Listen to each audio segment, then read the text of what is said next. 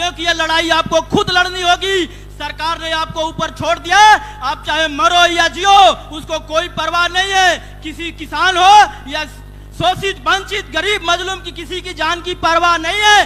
सरकार के पास रैलियां करने का समय है, नेताओं को मीटिंग करने की समय है, हीरो हीरोइन के पास जाकर के सेल्फी लेने का समय है, प्रियंका चोपड़ा को हेलीकॉप्टर में उसके साथ नरेंद्र मोदी को घूमने का समय है। लेकिन ये मैं यहाँ पे बता रहा हूँ कि ये देश की तमाम जितनी यहाँ पे लेफ्ट और राइट की जो राजनीति की जाती है, ये कांग्रेस की शासनकाल से, आप चाहे इंदिरा गांधी की 71 की इतिहास याद कर लीजिए, 71 से लेकर के 72 तक यदि ज्यादा से ज्यादा लेफ्टों की सफाया करने में किसी का इतिहास का हाथ रहा है तो इंदिरा गांधी, नेहरू और महात्मा गांधी का रहा। महात्मा गांधी चाहता तो भगत सिंह की फांसी को रोकवा सकता। भगत सिंह की जेल डायरी उठा करके देख लीजिए। भगत सिंह ने कहा कि देश के अंदर कोई इतना अमीर ना हो कि कोई किसी को खरीद ले, कोई इतना गरीब ना हो कि वो अपना आत्महत्या करने के लिए मजबूर हो। लेकिन ये जो देश की परिस्थितियां हैं, देश के अंदर बीमारी है, कोरोना है तो लॉकडाउन क्यों, यदि कोरोना है तो मास्क क्यों, कोरोना है तो 2 गज की दूरी क्यों, कोरोना है तो वैक्सीन क्यों, कोरोना है तो नाइट कर्फ्यू क्यों। यही प्रधानमंत्री कहने वाला, यही तड़ीपार कहने वाला है कि जब महाभारत का युद्ध 18 दिन में जीता जा सकता है तो कोरोना का युद्ध 21 दिन में क्यों नहीं। मैं किसान भाई, पंजाब हरियाणा भाईचारा से मैं पूछ रहा हूं, क्या 21 दिन के अंदर यह कोरोना खत्म हुआ? 2020 में लॉकडाउन पे लॉकडाउन महाभारत का सीरियल बना करके छोड़ दिया। 2021 का मुद्दा पर ला करके 75 सीट लाने के लिए बंगाल के अंदर आधार पूनावाला ने बड़ा खुलासा किया कि देश के प्रधानमंत्री ने बंगाल में 75 सीट लाने के लिए देश के जनता के हाथ में कटोरा पकड़ा दिया, मौत के घाट उतार दिया। तो यहाँ पे जो हमारी लड़ाई है, व्यवस्था परिवर्तन की लड़ाई है। आपको समझाने के लिए कोई छोटू राम हरियाणा की धरती से अब पैदा नहीं होंगे। यहाँ पे पेरियार, फुले आंबेडकर अब पैदा होने वाली नहीं है। गुरु गोविंद साहब, नानक साहब ने कहा था कि हमारे नाम के जय जयकार करने से अच्छा है कि हमारे विचारों पर चलो, सबसे ज्यादा तरक्की आएगी, जल्दी तरक्की आएगी। लेकिन यहाँ पे ये जो मनुवादी और आरएसएस संघियों की जो विचारधारा है, आपको देश के अंदर यदि सिखों से नफरत है, ओबीसी एससी माइनॉरिटी से नफरत है, मुसलमानों से नफरत है, इनकी विचारधारा कहती है पहले मुसलमानों को सफाया करो, उसके बाद ओबीसी वाले इस राजनीति को नहीं समझते हैं। ये बीजेपी और संघियों की विचारधारा को, इनकी सियासत को समझने की जरूरत है, इनकी गणित को समझने की जरूरत है। इनकी जो विचारधारा चलती है, bunch of thought, MS Golwalkar, Veer Savarkar की विचारधारा चलती है। बंच ऑफ थॉट में लिखा है कि देश के जनता को, देश के शोषित वंचित ओबीसी एससी माइनॉरिटी को इतना निचोड़ दो कि अपने को वो जिंदा रहने के लिए अपनी आजादी समझे। लेकिन यहीं पे प्रधानमंत्री कह रहा है कि गरीबों को मत मारो, मुझे मारो, गरीबों को लुभाते रहो। ये देश के अंदर जितने गरीब है उसको लुभाते रहो। और ये प्रधानमंत्री के जो बाप बेटे नागपुर के हेडक्वार्टर में, आरएसएस के हेडक्वार्टर में मोहन भागवत, अडानी अंबानी, आधार पूनावाला इंग्लैंड भाग गया, मुकेश अंबानी अपने बीबी बाल बच्चे को लेकर के विदेश भाग रहा है। तो आप देख लीजिए जो देश की हालात है, ये यहाँ पे आपको मरने और जीने की हालत में छोड़ दिया है। ये प्रधानमंत्री कुछ नहीं करने वाला है। भाइयों बहनों, मैं बिहार लिट्टी चोखा लाने जाना चाहता था, भाइयों बहनों, मैं झुमका वाला बरेली जाना चाहता था, मुझे पता था कि झुमका यहीं गिरेगा। भाइयों बहनों, मैं गुरुद्वारा जाना चाहता था, भाइयों बहनों, मैं फौज में जाना चाहता था। लेकिन ये प्रधानमंत्री कभी नहीं बोला कि भाइयों बहनों, मैं चोर डाकू घटिया चिनार बनना चाहता था। ये प्रधानमंत्री जब देश के अंदर प्रधानमंत्री संविधानिक पद पे बैठा हुआ, वो खुद कह रहा है कि कांग्रेस की कौन सी ऐसी विधवा थी जिसके खाते में पैसा जाता था।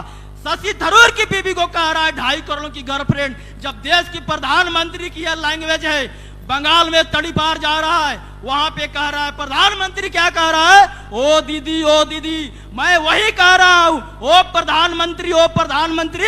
आज बंगाल की हालात देख लीजिए। बंगाल में जैसा आपका बुरा हाल हुआ, तो मैं किसान भाइयों को यही कह रहा हूं कि आप पंजाब में इनकी हालात सुधार दीजिए, आप पंजाब को देख लीजिए, संभाल लीजिए, बाकी हम देश को सुधार लेंगे। देश को बदलने के लिए हमने ऐलान कर लिया। बिहार के अंदर एक घर के अंदर 5 ठाकुरों को गोली मार के हत्या कर दिया।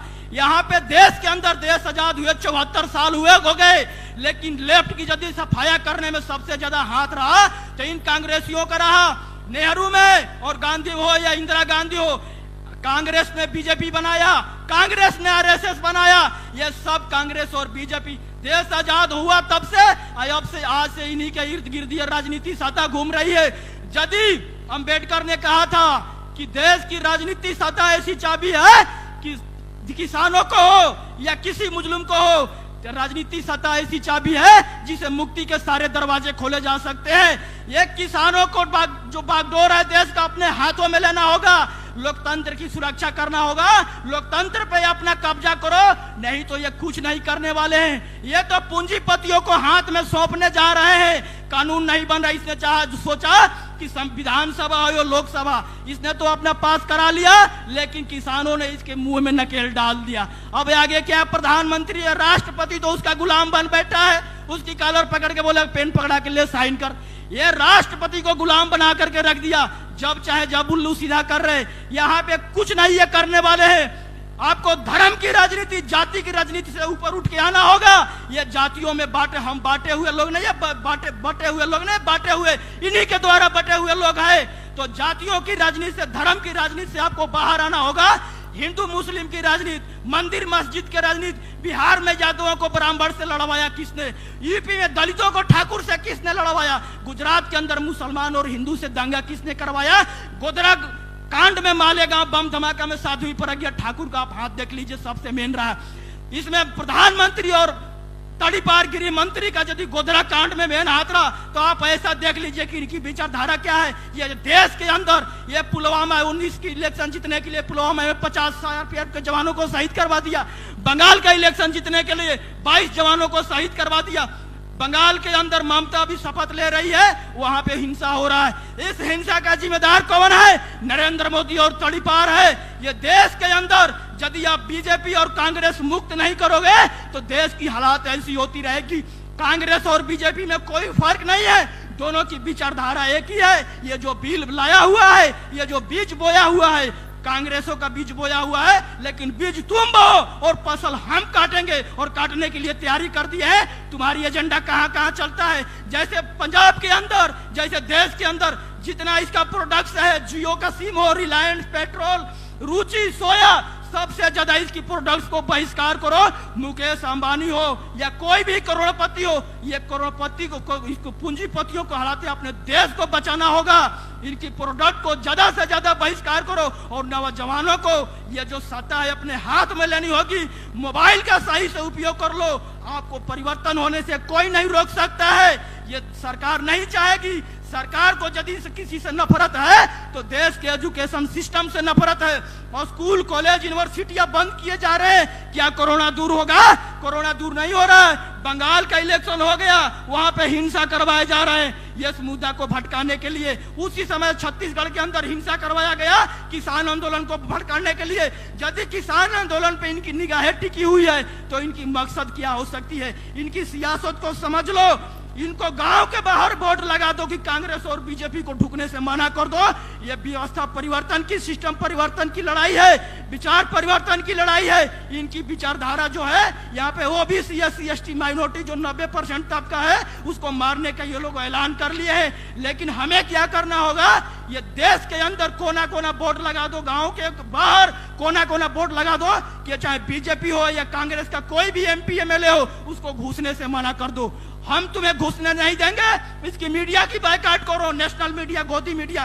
रोहित सरदना की मौत हुआ, रोहित सरदना ने इसी किसान आंदोलन के अंदर जितना ज्यादा से ज्यादा जातिवाद का जो बीज बोया था, वो रोहित सरदना का श्रेय जाता है। उसी रोहित सरदना ने सरकार की इतनी चमचागिरी किया, आज वही सरकार ने उसको नजरअंदाज करते हुए आगे आने वाले समय में इन नेशनल मीडिया का सबका हाल वही होगा। चाहे रूबिका लियाकत हो, चाहे अंजना ओम कश्यप हो, या सुधीर चौधरी हो, या अमीश देवगन हो, सबका हाल वही होगा। और सरकार वही सबका भी हाल करेगी, जितने नेशनल मीडिया है। हम यही कहेंगे कि सरकार की चमचागिरी करना छोड़ दो। ये सरकार कुछ नहीं देने वाली है। मंदिर मस्जिद, राम मंदिर, ये 13,500 करोड़ का इसका बिल्डिंग बना रहा है। लॉकडाउन के अंदर 6 जून को कोरोना बिल, जो कोरोना काल दिखा करके, महामारी दिखा करके ये किसानों को बिल पास करवाया। ये लॉकडाउन कर रहा है तो इसका मकसद फिर है कि ये कुछ ना कुछ बेचने के लिए फिर ऐलान कर लिया है, और ये बेचेगा और बेचता जा रहा है। देश को बचाना है तो हम सबको धर्म और जाति की राजनीति से बाहर आकर के भाईचारा की एकता बनानी होगी। यहाँ पे कोई हिंदू नहीं है, कोई मुसलमान नहीं है। नानक साहब से जब सवाल किया गया, एक इंसान ने सवाल किया कि आपकी जाति क्या है, नानक साहब ने जवाब दिया कि ना मैं हिंदू ना मुसलमान, नानक मेरा नाम। तो यह हिंदू और मुसलमान की जो राजनीति है ये भूल जाओ, यहाँ पे कोई जाति नहीं है, जाति बनाया हुआ इनकी है। यह आरएसएस और भाजपाइयों को जिस दिन किसी नेता के अंदर ताकत है, किसी नेता के अंदर कोई माई का लाल पैदा हो कि जातियां खत्म कर दे,